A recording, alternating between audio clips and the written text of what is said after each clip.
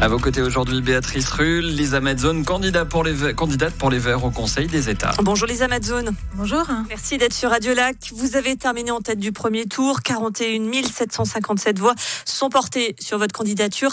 C'est 18 000 voix de plus que le troisième, Hugues Hiltpold. On ne va pas se mentir, ne pas être élu, c'est quasiment une faute professionnelle. Vous savez, ça n'est jamais fait avant que l'urne ait parlé. Puis entre le premier et le second tour, on recommence, les compteurs repartent à zéro. Et l'enjeu, ça va être d'avoir une mobilisation suffisamment forte, c'est-à-dire que les personnes qui sont allées voter prennent conscience que ce n'est pas fait et retournent voter. Une vague verte le 20 octobre, on l'a suffisamment dit, avec une volonté, c'est de faire avancer la cause climatique. Une avancée qui ne passera que par une hausse des taxes. Alors, il y a la fameuse loi CO2 qui va être réétudiée pour le national, mais actuellement, il y aura une hausse du taxe sur les billets d'avion, sur le prix de l'essence. C'est ce que prévoit cette loi et ce n'est que le début. À quelle sauce fiscale on va être mangé finalement ? La première chose à savoir, c'est qu'une taxe incitative, comme elle porte son nom, l'objectif, c'est pas de la payer, c'est pas de punir, mais c'est de permettre de faire autrement. C'est de la payer quand même. Non, l'objectif, c'est de permettre de faire autrement pour ne pas la payer, justement. C'est-à-dire d'avoir des changements de comportement qui diminuent notre pollution et notre empreinte carbone. C'est ça l'objectif, sinon elle sert à rien. Et donc, l'objectif, c'est aussi de développer, si on parle de l'essence, de développer les alternatives, de développer le train. Ça prend du temps, ce développement. Alors, ce développement, il est en partie en cours. Si vous regardez à Genève, en décembre, déjà, on va avoir l'inauguration du Léman Express et ça va radicalement changer les habitudes de mobilité parce qu'on a enfin, au bout du lac aussi, le début et la colonne vertébrale d'un vrai réseau ferroviaire d'agglomération. Ça, c'est d'un côté. Puis de l'autre côté, ces taxes, l'objectif, c'est également qu'elles soient redistribuées à la population, comme c'est le cas de la taxe CO2 actuellement. C'est le principe du pollueur-payeur, mais avec une redistribution au reste de la population.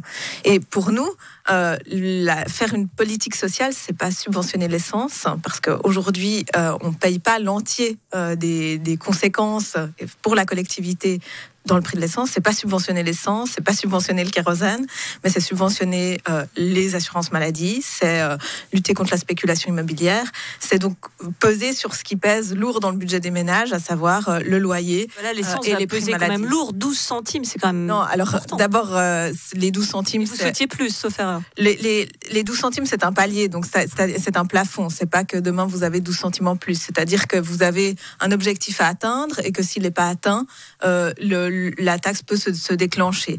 Mais, comme je l'ai dit, c'est une taxe redistributive, donc qui est ensuite reversée à la population par le biais, comme c'est le cas pour la taxe CO2, de l'assurance maladie. Ça, c'est ce que veulent les Verts. Et puis, je pense que c'est toute la question, si on parle des transports, c'est toute la question de leur poids dans notre bilan carbone. Si vous prenez avec l'aviation, c'est à peu près la moitié des émissions de CO2 intérieures de la Suisse, c'est lié au transport. C'est le domaine qui n'a pas atteint ses objectifs, contrairement au bâtiment, contrairement à l'industrie.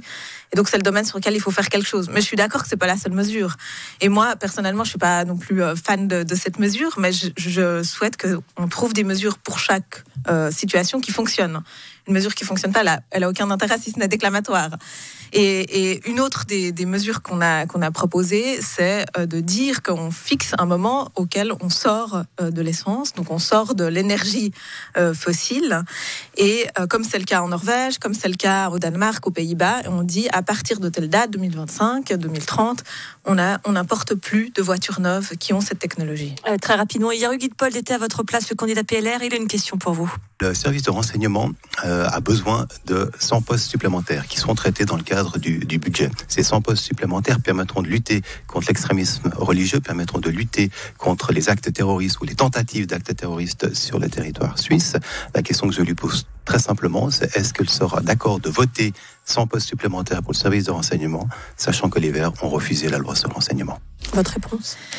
Il faut avoir, pour lutter contre le terrorisme, une chaîne. Ce qu'on a constaté hier, c'est que c'est la justice qui a agi. C'est la justice par le ministère public, par l'appui aussi des polices cantonales et des polices fédérales. Renseignement aussi. Et le service de renseignement vient en amont.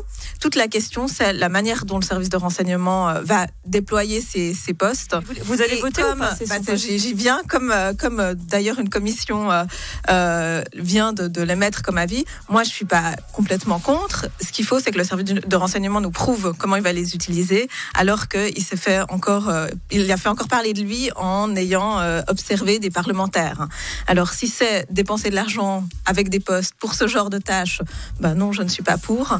S'il peut prouver qu'il entre dans son cadre et le cadre de la loi, évidemment que je suis ouverte à la discussion, sachant qu'il y a déjà un certain nombre de postes qui sont prévus. D'un mot, vous lui faites confiance à ce service de renseignement, oui ou non ?